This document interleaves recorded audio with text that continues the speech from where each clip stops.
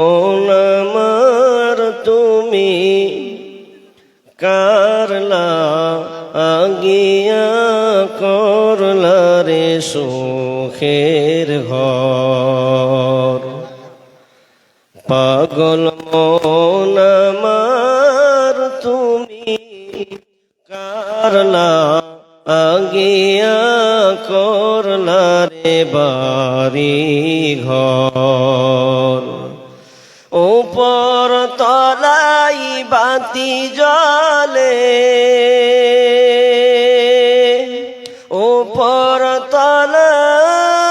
তলাই বাতি জ্বলে নিস্তলাতে অন্ধকার তুমি কারলা আগিয়া করলা রে সুখের ঘর পাগল মন আমার তুমি কারলা আগিয়া করলা রে দালান ঘর দুদিনের রং তামাশা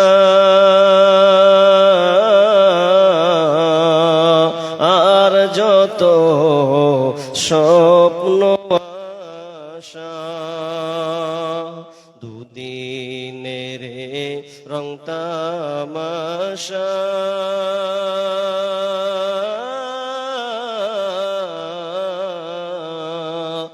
আর যত স্বপ্ন আশা সব আয়োজন বৃথা যাবে সব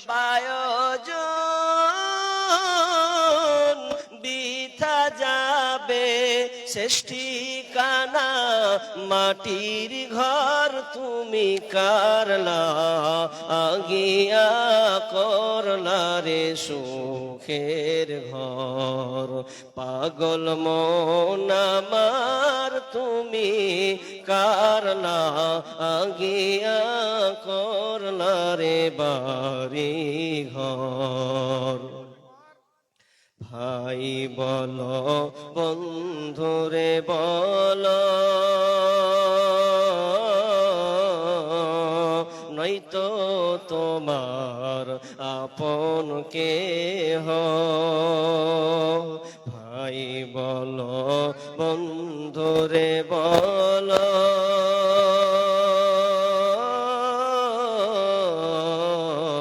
নয়তো তোমার আপন কেহ দু চার দিন কে দেখে হো দু চার দিন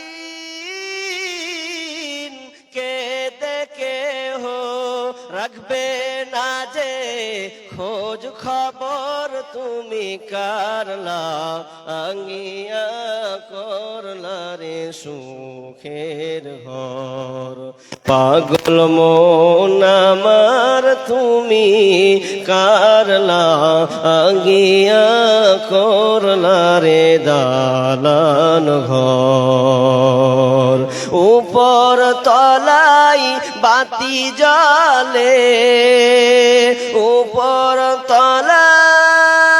তলাই বাতি জ্বলে নিস্তলাতে অন্ধকার তুমি কারলা আগিয়া করলা রে সুখের ঘর পাগল মন আমার তুমি কারলা আগিয়া করলা রে দালান ঘর ক্ষমতার গাড়ি বাড়ি পদ পদবের বাহাদুরি টাকা পয়সা গাড়ি বাড়ি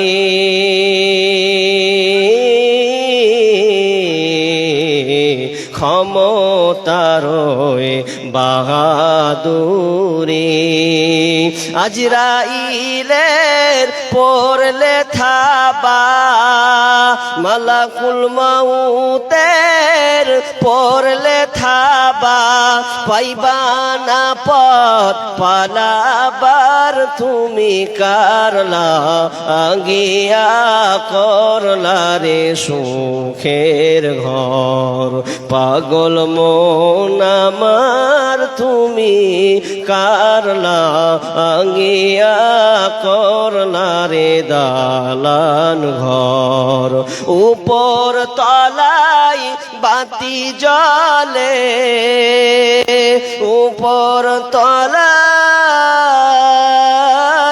বাতি জ্বলে নিস্তলাতে অন্ধকার তুমি কারলা আগিয়া করলা রে সুখের ঘর পাগল মন আমার তুমি কারলা আগিয়া করলা রে বাড়ি ঘর পাগল মন আমার তুমি কারলা আগিয়া করলা রে টিনের ঘর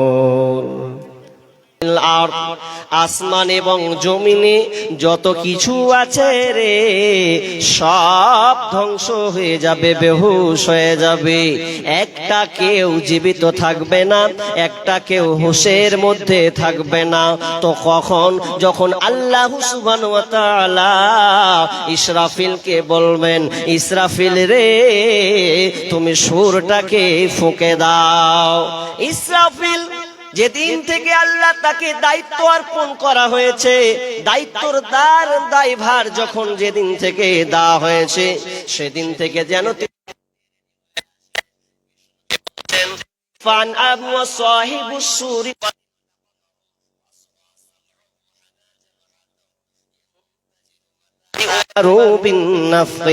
বিশ্বনবী বলছেন আমি কেমন করে আয়েস আরামে আনন্দ উল্লাসে থাকতে পারি আমি কেমন করে আমি আনন্দ করি রে আমার সাহাবেরা অথচ ইসরাফিল আলাইহিস সালামকে দায়িত্ব দেওয়া হয়েছে কানকে খাড়া করে রেখেছে কানকে খাড়া করে রেখেছে এবং মাথাকে নুইয়ে রেখেছে এই প্রতীক্ষমান অবস্থায় রয়েছেন কখন জানি আল্লাহ আমাকে এই অর্ডারটা দিয়ে দেবেন তাহলে ইসরাফিলের মাধ্যমে সারা পৃথিবী তোড়ফোড় হয়ে যাবে বেহুশ হয়ে যাবে তবে ইল্লা মান শাআল্লাহ তবে আল্লাহ যাকে চাইবেন সে ছাড়া এখানে তাফসীর করা হয়েছে কে আবার যেন টিকে থাকবে বিশ্বনবী অনুমান করেছেন মনে যখন বিশ্বনবী যখন তার চেতনাটাকে ফিরে পাবেন হুঁশটাকে ফিরে পাবেন দ্বিতীয় ফুৎকারে তখন তিনি দেখবেন আমার হুঁশ ফিরার আগে একজন যেন আল্লাহর সে আরশের ছায়ার পায়া ধরে যেন আছে তিনি বললেন মনে তিনি বলছেন মনে হয় তিনি হুঁশ পেয়েছিলেন হুঁশের মধ্যে ছিলেন না বেহুশের মধ্যে ছিলেন মনে হয় মুসা আলাইহিস সালামকে আল্লাহ সুবহানাহু ওয়া তাআলা এই মর্যাদা দিয়েছেন যেদিনকে আল্লাহকে বলেছিল আল্লাহ তুমি আমাকে তোমার চেহারা খানটা দেখাও কিন্তু সেদিন সে নূরের তাজাল্লি দেখে অজ্ঞান হয়ে গেছিল আল্লাহকে দেখা তো দূরের কথা ছাড়টা পর্যন্ত সে একদিন গ্রহণ করতে পারেনি সেই সময় হয়তো সে বেহুশ ছিল পৃথিবীর মানুষ সব হুঁশের মধ্যে ছিল তার জন্য নাকি আল্লাহ তাকে মর্যাদা দিয়েছেন এটা অনুমানের ভিত্তিতে বলা হয়েছে বন্ধুরে তবে আল্লাহ যাকে চাইবেন সে কেবল সারা সুম্মানু ফিখা ফীহি উখরা ফাইদাহুম কিয়ামুন ইয়ানজুরুন আর একটা যখন সুর ফুঁকা হবে সুর ফুঁকে দিতে দিতে আবার মানুষ যেন কবর থেকে যেন উঠতে থাকবে ওয়াইদাল কুবুর বুসিরাত মানুষ সব কবর থেকে যারা যতগুলো চাপা পড়ে আসে সমস্ত কিছুকে যেন কিয়ামতের মাঠে হাজির দিতে হবে সবাই কিয়ামতের মধ্যে দাঁড়াবে আল্লাহ সুবহানাহু ওয়া তাআলা চ্যালেঞ্জ করেছেন ওয়া মা হুম আনহা বিগাইবিন কেউ অনুপস্থিত থাকবে না আল্লাহ চ্যালেঞ্জ করেছেন সেদিনকে সকলকে হাজিরি দেওয়া লাগবে সবাইকে সেদিনকে হাজিরি হতে হবে আল্লাহর চ্যালেঞ্জ। আপনাদের এই চিমনিটলাতে জালসা হয়েছে, হচ্ছে, রানিং চলছে, কিন্তু এর আগে এলান হয়েছে, হ্যান্ডবিল ছেপেছে, ইস্তাহার হয়েছে, মানুষকে এলান করে দেওয়া হয়েছে, এই যে শুনো গ্রামবাসী এলাকাবাসী, অমুক 3 তারিখে প্রোগ্রাম হবে, জলসা হবে, সবাইকে নিমন্ত্রণ আমন্ত্রণ দেওয়া রইল। এখন বলুন তো 100তে 100 লোক আসতে পেরেছে? নাই। কিছু লোক এখানে, কিছু লোক বেটি ছেলের পিছনে ঘুরছে, আর কিছু লোক খাওয়ার মার্কেটে ঘুরছে, আবার কেউ বাড়িতে শুয়ে আছে। কিন্তু আল্লাহর চ্যালেঞ্জ এত কঠিন, ওমা হুম আনহা বিগাইবিন। প্রত্যেককে আল্লাহ সেখানে কিয়ামতের মাটিতে হাজির হতে হবে, কেউ যেন একটা বাদ থাকবে না। তার মানে বুঝতে পারলাম পৃথিবী প্রথম ফুৎকারে ধ্বংস হবে, আবার দ্বিতীয় ফুৎকারে সবাই বিচারের মাঠে দাঁড়াবে। কিন্তু দরাটা কেমন হবে, কিভাবে উঠবেন, কি হালাতে উঠবেন, মা আয়েশা রাদিয়াল্লাহু তাআলা আনহা তিনি বর্ণনা করেছেন, ইউসারুন নাসু ইয়াউমাল কিয়ামাতি উফাতান উরাতান গুরলা। কুলতু ইয়া রাসূলুল্লাহি আন-নিসাউ ওয়ার-রিজালু জামিআ ইয়ানজুরু বা'যুহুম ইলা বা'যিন। বিশ্বনবী বলছেন, বিশ্বনবীকে বলছেন আয়েশা, আয়েশা বলছেন ইয়া রাসূলুল্লাহ, আপনি যে বললেন যেদিনকে মানুষ কবর থেকে উঠবে উফাতান উরাতান গুরলা, সেদিনকে মানুষ খালি পায়ে, খালি পায়ে, পায়ে কোনো জুতা থাকবে না, নাঙ্গা অবস্থায় উঠবে, পরনে কোনো কাপড় থাকবে না, আর খাতনাবিহীন অবস্থায় উঠা হবে। বিশ্বনবীকে বলছেন আয়েশা, এবার বলছেন ইয়া রাসূলুল্লাহ, আর রিজালু ওয়ান নিসাউ জামিআ ইয়ানজুরু বা'যুহুম ইলা বা'যিন। ও দয়ার নবী গো, সেদিন তাহলে তো নর নারী একাকার হয়ে থাকবে, কারো পরনে যে কাপড় থাকবে না, এক অপরের দিকে তো তাকাতে থাকবে, নাঙ্গা হয়ে যাবে, তাহলে তো ইজ্জত বলে কিছুই থাকবে না। নারী পুরুষ একাকার হলে, সবার তো নাঙ্গা অবস্থায় থাকলে ইজ্জতের দিকে কি হালাত হবে, এক অপরে তো তাকাতে থাকবে। বিষ্ণু বলছেন আয়েশা, এটা কখনো সম্ভব নয়। ইয়া আয়েশাতুল আমরু আসাদ্দু মিন আইয়ানজুরা বা'যুহুম ইলা বা'যিন। আয়েশা, সেদিন কিয়ামতের মাঠে এমন একটা বিভীষিকাময় পরিস্থিতি হবে রে আয়েশা, যেদিন কেউ কারো কাছে তাকাবার ক্ষমতা রাখবে না, নিজেকে বাঁচার জন্য শুধু ত্রাহি ত্রাহি করবে, আজ নাহি আমার কি হালাত হয়। এই জন্য আয়েশা রে, সেদিন কেউ কারো দিকে তাকাবার কোনো মাধ্যম রাখবে না, কোনো সুযোগ তার থাকবে না। কেমন কথা, পাশাপাশি উলঙ্গ মানুষ থাকবে, তো ওর দিকে তাকাতে আবার কয় সেকেন্ড লাগবে, কেমন লাগবে দেখতে পারে। একটা উদাহরণ দিলে চট করে বুঝে নেবেন। আপনি নতুন বিয়ে করেছেন, এখন নতুন যখন আপনি বিবাহ করলেন, তো বিবাহ করার পর স্ত্রীর চাহাত থাকতে পারে। এখন আপনার বিবি আপনাকে বলছেন, স্বামী খুব ইচ্ছা ছিল গো, বিয়ে করার পর স্বামীর সঙ্গে হাজারদুয়ারি ঘুরতে যাব, মুর্শিদাবাদ হাজারদুয়ারি ঘুরতে যাব, অনেক দিনের স্বাদ, স্বামীর সঙ্গে যাব। এখন স্বামী পয়সাওয়ালা মানুষ, চলো ঠিক আছে, একটা প্রাইভেট কার গাড়ি নিল, গাড়িটা নিয়ে স্বামী স্ত্রী এত সুন্দর করে সেজেছে, এত মনোরম চাকচিক্যময় হয়ে সেজেছে। এবার দুজনে গাড়িতে ঢুকে গেল, ঢুকে দেওয়ার পর স্ত্রী খুব খুশি, আমার স্বামী কথা রেখেছে। বিবি এবার স্বামীকে রঙ্গরসের গল্প শোনায়, আনন্দ মাতুয়ারার গল্প শোনায়, নিজের শরম গাকে নিয়ে স্বামীর কাছে প্রকাশ করে, আমার দেহ এরকম, আমার চামড়া যেন ধল, আমি দেখতে ফিটফাট, আমাকে দেখে সবাই পাগলা পাগলা হয়ে যেত, কিন্তু স্বামী তুমি আমাকে পেয়েছ, তোমার জীবন ধন্য। সে নিজের যেন প্রশংসা স্বামীর কাছে করতে আসে, রঙ্গে রসের আনন্দ উল্লাস করতে আসে। আছে, স্বামী স্ত্রী ছাড়া কেউ নাই, শুধু ড্রাইভারটা খালি ড্রাইভিং করে গাড়িটা যেন ড্রাইভিং করে যেন চালাচ্ছে। এদের দুজনে কি আনন্দ উল্লাস, এমন মধুময় ভালোবাসা প্রেম প্রীতির গল্প চলছে। আর খোলামেলা যেন স্বামীর কাছে আছে, স্বামীর দিকে বারবার যেন নজর দিহি করছে, এমন রঙ্গরসের গল্প। এমন সময় ড্রাইভার বলে দিল, ওরে তোমরা দুজন মিলে রঙ্গরসের গল্প ধরেছ, নিজের শরীর নিয়ে তোমরা ব্যাখ্যা বিশ্লেষণ করা শুরু করেছ। তবে শুনে লাও, তোমরা যাই করো না কেন, গাড়ি যে চালাছিলাম 120 গতিতে গতিবেগে, কিন্তু গাড়ির ব্রেকটা কিন্তু ধরে না। এখন কি করবে বলো?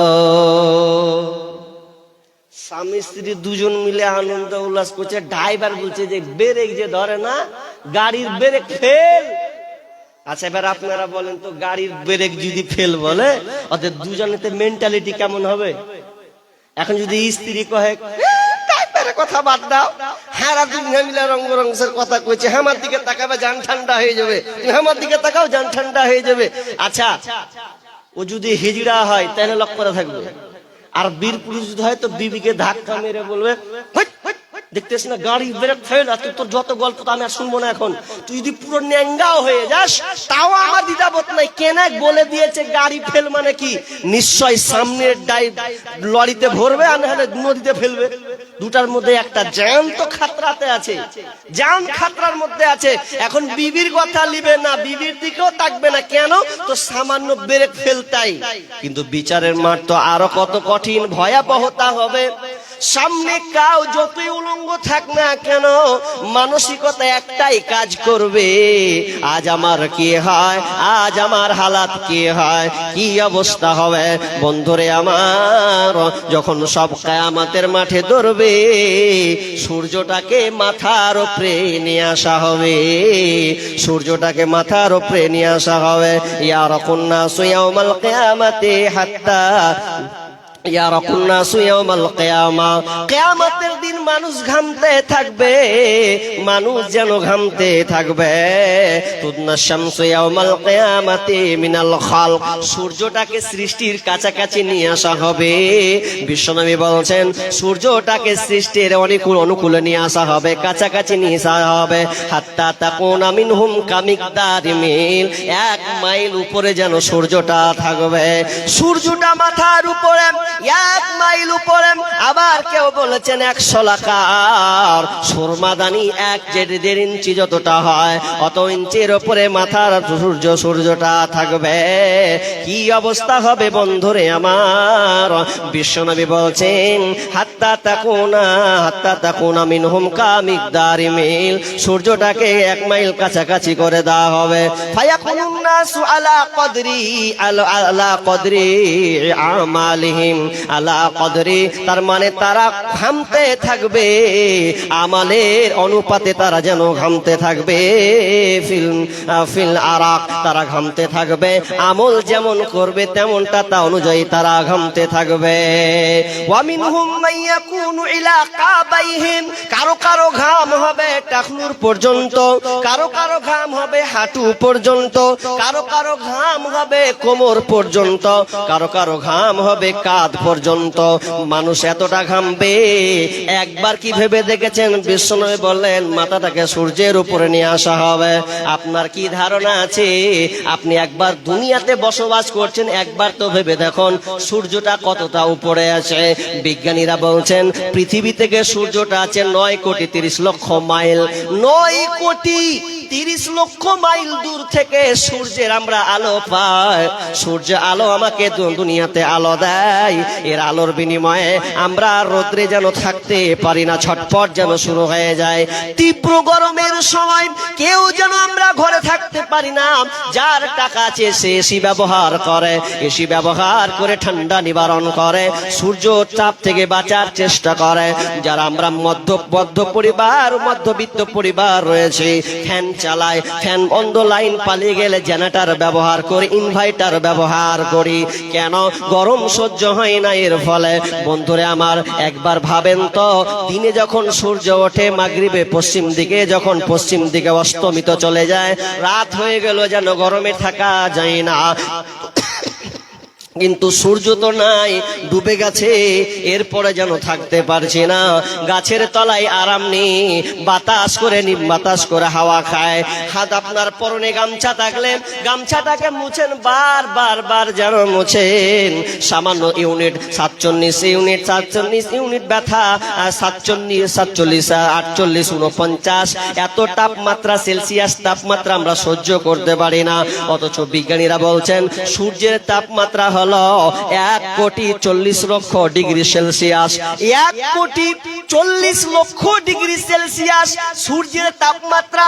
আলো থেকে এলো 9,30,00,000 মাইল নিচে আমরা পাই, আর 1,40,00,000 সেলসিয়াস তাপমাত্রা। এতটা সূর্যের তাপমাত্রা। সেদিনকে মাথার সামনে, মাথার কাছাকাছি নিয়ে আসা হবে, মাথা টকবক টকবক করে কেন ভাতের মতন, মারের মতন ফুটতে থাকবে, মগজগুলো যেন ঝরে ঝরে ঝলঝল ঝলঝল করে পড়বে, আর মানুষ যেন সেদিনকে ঘামতে থাকবে, কোনো কারো উপায় থাকবে না। কার প্রেমেতে ভুলে রইলি আল্লাহর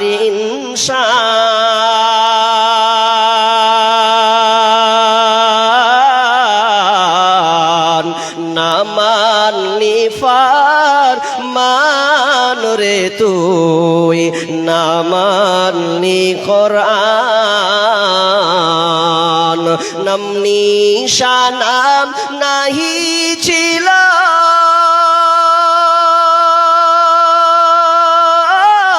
শিশু জীবন কে বাদিল, কার দয়াতে আসলি রে তুই, কার দয়াতে আসলি রে তুই এই দুনিয়ার মাঝার।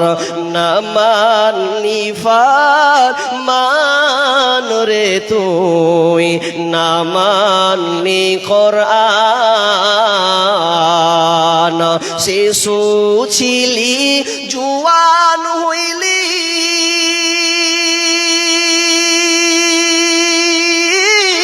নানা ভাবে সাধু মিটাইলি, আল্লাহর রাসূল ভুলে রইলি, আল্লাহর রাসূল ভুলে রইলি, আসিয়া ভুবন।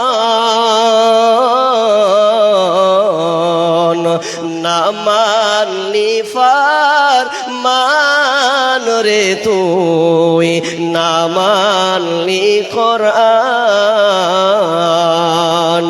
না মানলি ফরমান রে তুই, না মানলি কোরআন। যতই কর বাহাদুরি এই দুনিয়া নয় তোরা আসল বাড়ি, যতই কর বাহাদুরি এই দুনিয়া নয় তোরা আসল বাড়ি। যেতে হবে সবই ছাড়ি, যেতে হবে সবই ছাড়ি, কবর মাঝার।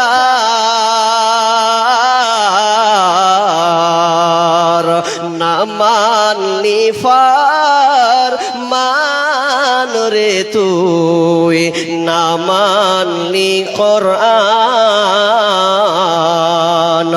না মানলি ফরমান রে তুই, না মানলি কোরআন।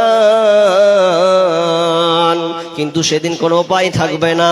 মাথার উপরে সূর্য থাকবে, 50,000 বছর হবে একটা দিন। আপনার পা ওইখানে যেন স্তব্ধ হয়ে থাকবে, পালাবার কোনো রাস্তা থাকবে না। আল্লাহ বলছেন কাল্লা লা ওয়াদার, কোথায় পালাবেন? পালাবার কোনো রাস্তা থাকবে না। সেদিন তোমার মাথার উপরে সূর্য থাকবে, আর জমিনের নিচে যেন তামার ইস্পাতের মতন যেন করে দেওয়া হবে। জমিনটা কেমন হবে শুনে লাও। বিশ্বনবী বলছেন ইহসারুন নাস ইয়াউমাল কিয়ামাতি আলা আরদিন বাইদা ওয়া ফুরাকা কুরসাতিন নাকি লাইসা ফিহা আলামুন লিআহাদ। বিশ্বনবী বলছেন কিয়ামতের ময়দানে, কিয়ামতের দিন জমিনটাকে করে দিতে হবে, করে দিবেন আলা আরদিন বাইদা ওয়া ফুরা, এমন করে সাদা লাল মিশ্রিত সমতল সমভূমিতে বানিয়ে দেওয়া হবে। সমতল এক সমান তল, সমান সমতল ভূমি বানিয়ে দেওয়া হবে। উঁচু নিচু বলে কোনো জায়গা থাকবে না, গাছপালা নদ নদী খাল বিল কিছুই থাকবে না। কাপড় সতিন না সব সাদা আটা রুটির মতন খোলা, যেমন আমার মা বোনেরা রুটি পাকাই খোলান, খোলাতে খোলাটা যেমন চিকন হয়ে থাকে, ওই রকমই আল্লাহ জমিনটাকে বানিয়ে দেবেন এবং কেউ কারো বিশেষ কোনো পরিচিতি সেদিনকে থাকবে না।